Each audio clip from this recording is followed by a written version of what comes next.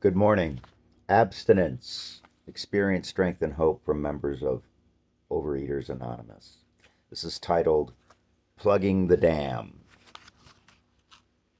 3 weeks ago, I found myself in relapse again.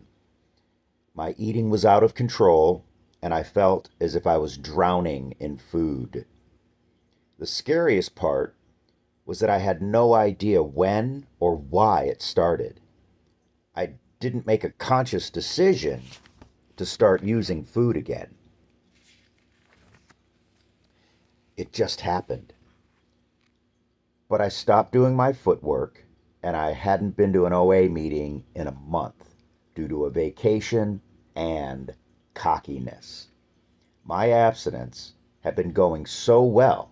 What did I need to go to a meeting for? What I did was like taking my finger out of a hole in a dam. The hole got bigger and bigger as I decided it was okay to eat certain foods that weren't a part of my abstinence. In other words, my binge foods. Eventually the dam burst and I was awash in food. The sick part of my brain took over. I had trouble remembering that I had a disease. If I could eat just one of a certain binge food, my thinking went, then surely I was a normal eater. Now I know that the controlled eating of just one leads to the uncontrolled eating of many more. Eventually my abstinence is gone and I'm back into my illness.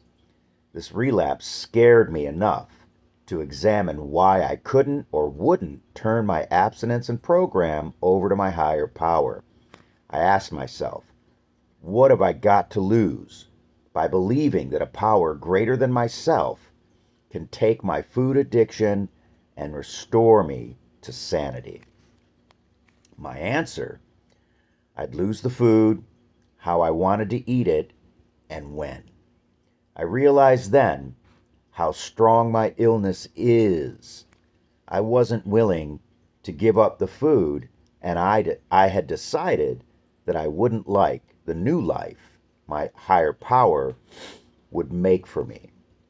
I understood how sick it was to decide I didn't want to be restored to sanity and abstinence because I thought I knew what the outcome could be.